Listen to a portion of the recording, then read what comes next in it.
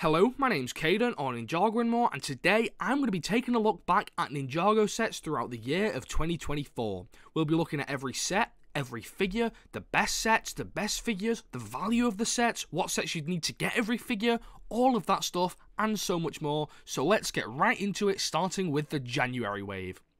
So the January wave gave us 71801, Kai's Rising Dragon Strike, 71802, Nia's Rising Dragon Strike, 71803, Aaron's Rising Dragon Strike, 71804, Aaron's Battle Mech, 71805, Jay's Mech Battle Pack, 71806, Cole's Elemental Earth Mech, 71807, Sora's Elemental Tech Mech, 71808, Kai's Elemental Fire Mech, and 71809, Egalt the Master Dragon. Altogether, there are 9 sets in this wave. If you bought all of these sets, you'd get 25 minifigs, and it would cost you a total of £170.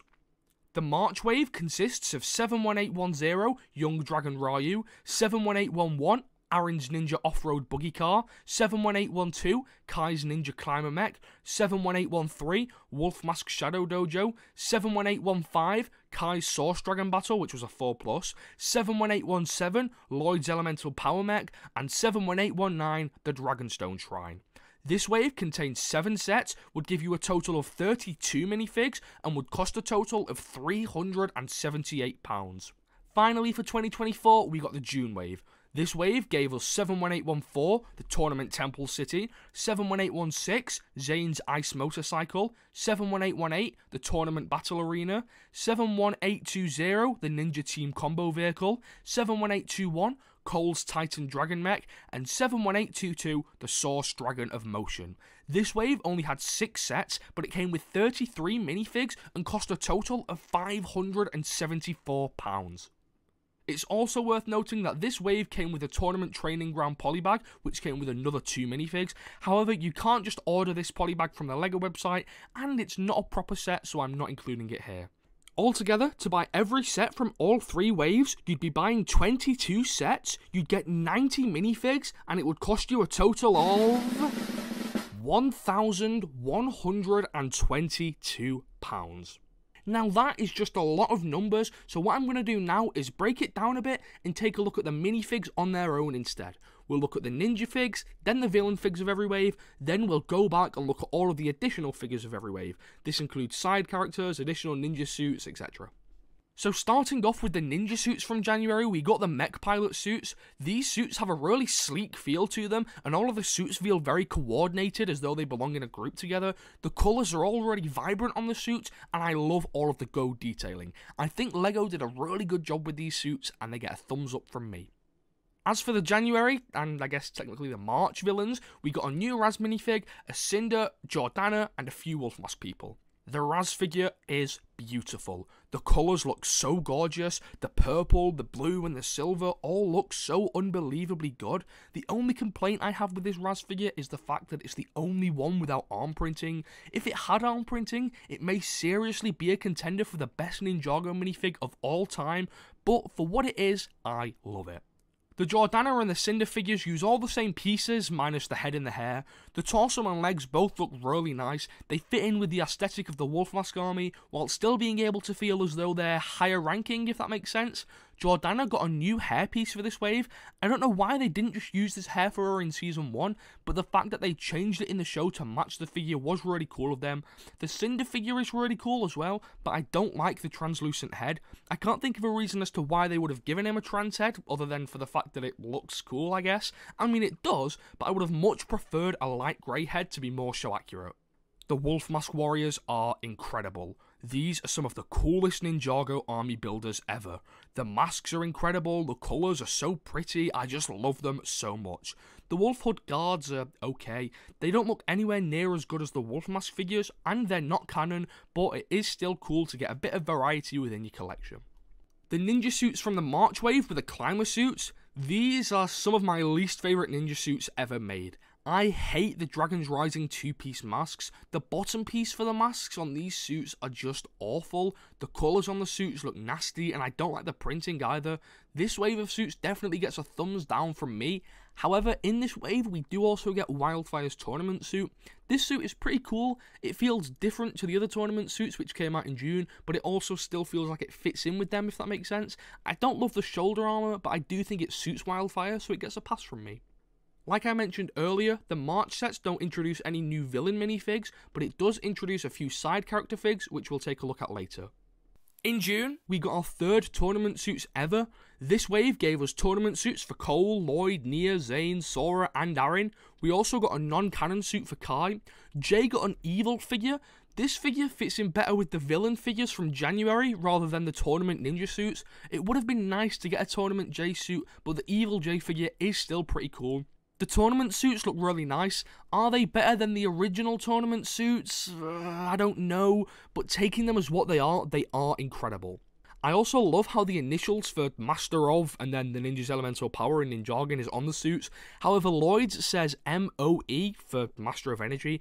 However, later in the season we find out that Lloyd is the Master of Life, not Energy. However, that could be put down to the fact that the ninja had their suits before they went to the tournament. You could say that they made that suit themselves when they thought Lloyd's power was energy, before they found out it was life later in the tournament. These suits are so pleasing to look at. I like the headbands, but it is weird how Cole didn't get one, considering the piece already exists, and in the correct colours too. I get why Zane doesn't have one, but, you know. As for the villains, this wave gives us a new Raz figure. I personally don't like it. The red is just so out of place for Raz. If it was the exact same figure but in purple like in the show, I would probably like it more, but whatever. This is definitely my least favourite Raz fig. Jordana's new figure is so cool, however. I like how she has a more mechanical looking, sort of futuristic suit to match her home realm. Raz's suit also looks more wild looking than any of his other suits to match the wildness, and Cinder has more of a ninja robe to match what I assume is his home realm, Ninjago. I have no complaints with Jordana, but Cinder's figure is awful. I love the torso, but that's about where my compliments end. I hate the legs, the armour needed dual moulding, or at least some printing. I've already spoke about how I feel about the head earlier. I understand what they were going for with it, but Cinder is just a huge thumbs down from me. The new wolf masks are also a huge downgrade in my opinion. The colouring on them is just unappealing, and the dark blue faces are so out of place, but I guess at least you can't see them with the masks on. Whilst we're on the topic of villains, I guess I should also talk about Blecht. His figure is okay, the torso is fine, but his face looks a little bit weird, and I think the lack of leg printing really makes the figure feel kinda cheap. Jumping back to January now, we're going to take a look at any other figures that I left out. The only figure of this wave we have left to talk about is Master Lloyd. The concept of this figure is really cool, I really like it, but the brown printing does feel a little bit out of place. I know, I guess there's also the Rising Dragon figures, but don't even get me started on them. They just took the mech suits from the same wave and gave them all an exclusive mask and a gold ZX armor piece. I mean, Aaron's figure isn't even exclusive. He uses his old torso and legs with the mask he uses in the 4+ set from the same wave. I mean, that is just so lazy, and I think that makes these spinners some of the worst we've ever gotten from Ninjago. In March, we got a new Master Wu. This is one of the best Wu minifigs of all time. The colours are so nice and the printing looks really majestic too. I don't love the face they used, but that's about where my issues end. We also got Euphrasia in this wave. This is the first figure we've ever gotten of a Cloud Kingdom inhabitant. I don't know how many people care about that, but I do, and that makes the figure more desirable for me.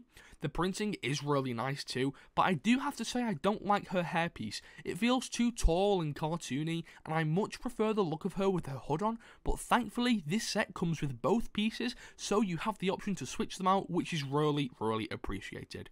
I also don't like the generic LEGO City face print they gave her. I swapped mine out to a more accurate face, but that is a really easy fix, and overall I think this figure is so pretty looking and was a great inclusion. March also gave us Sora's hairpiece. I'm not going to talk about that one too much, but it was well overdue and it's a great inclusion in the set, despite it being slightly inaccurate. Finally, the June wave gave us tons of other figs. We got Roby. The lack of leg prints and arm prints for Obi is a letdown. He's a really important character in the show, and for his figure to be so basic is such a shame. It really makes him feel cheap, similar to Blex, and it doesn't feel like he should be exclusive to a £220 set. As for the Tox minifig, I love it. The design feels really on brand for a Master of Poison, and it feels like a really nice evolution of her previous design. Mr. Pale gets less of a redesign, but his figure is still so cool. I have no complaints with him, but the Temple City Guard is kind of boring. In the show, these guys are so detailed, but in the set, they don't even get leg prints. They also use the wrong heart, which is stupid, but like Euphrasia's face, it's an easy fix. One complaint I do have with these guys is the fact that we only get one of them. That's crazy for an army builder. The Temple City should have come with at least 2 or 3 of them, and the Tournament Battle Arena should have came with an additional one, but that's just my opinion, maybe you disagree. In the Tournament Temple City, you also get this blacksmith figure. It's so out of place and lazy, I'm not even going to talk about it, but thumbs down. In this wave, we also got Mech Suit Cole. I think this suit is a little bit random. I don't think Cole needed a mech suit, and I also don't think his mech suit needed to be white. His mask is also really out of place. Why make the suit white and orange if you're going to make the mask black and orange? It just doesn't make sense, and it looks a bit weird. I think that's all the figures from 2024. Let me know if I've missed any. We got some really cool figures throughout the year, but now I'm going to break down my picks for the top 3 favourite figures of each wave. Then I'll go through my top 3s and pick one figure out of them to be my favourite of the wave, and then those 3 figures will go against each other until I decide my favourite figure of the year. So the January wave did have some really cool figures, but I think if I had to narrow it down to pick my top 3, I would choose Master Lloyd, Lord Raz, and a Wolf Mask Warrior. Master Lloyd is really detailed, but I think the brown just feels too out of place. His face print doesn't fit, and the bandana just doesn't feel right. The Wolf Mask Warriors are incredible, but I do just feel like Raz is better. His moulded head, his armor, his torsos, and his legs are all so cool. The printing on his torso and legs in particular are just so amazing, so I would have to pick Raz as my favourite figure from the January wave. The March wave had less new figures since all the villains were reused, so for my top picks it would have to be between Euphrasia, Wu, and Climakai. Climakai is just there because there were really no other options to pick from, and I guess he's my favourite climber suit. Wu is gorgeous, the printing is so detailed and the colours they used look so good, but I'm just going to have to say Euphrasia takes the win here. It's a really close decision, but the fact that Euphrasia is canon just makes her a little bit more appealing to me. Finally, for June, my pick for the top 3 is Evil J, Mr. Pale, and Tournament Cole. I really like these ninja suits, and Tournament Cole is just my favourite suit of them all. I don't know why. The printing on Mr. Pale's torso is really cool. I love how similar yet different it feels to the original Mr. Pale, but the best figure has to be Evil J. The metallic printing with the dark blue, black, and tiny bits of yellow printing all go so well together. The face print, whilst it's not unique to this figure, works perfectly, and Evil J is just such a cool concept to begin with, so it had to take the prize for the best figure of the wave. So now we've narrowed it down to the top 3 potential best figures of the wave, Lord Raz, Euphrasia, and Evil J. But I think out of all of these figures, the best of the year, in my opinion, has to be Lord Raz. The colours are just so perfect, his head mould is so cool, even though it's not new. If this figure had arm printing, I would, like I said, make the argument that it could be a contender for the best Ninjago minifigure of all time. So now we've taken a look at all the minifigs, let's take a quick look at the best set of every wave.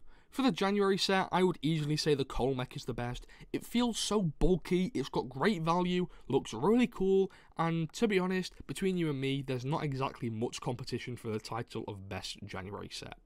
For March, there is no other option except the Dragonstone Shrine. This set is so gorgeous. It looks great on display, and the designers clearly took extra care with this one. A few more figures would have been nice, but it still has 2 exclusives, Wu and Euphrasia, who are 2 of the best figures of the year, as well as the best figure of the year, Lord Raz. For June, people would probably argue that the Tournament Temple City is the best, but I would choose the Source Dragon of Motion over the Tournament Temple City any day. This is hands down the coolest LEGO dragon ever. No arguments can be made against that. The dragon is absolutely massive, and the colours are just so beautiful. I think the price is a little bit too high at £130. Maybe £105 would have been more appropriate, but either way, this set is epic. Out of those three sets, Cole's mech is obviously third place, but I don't even want to pick a winner between the dragon or the shrine.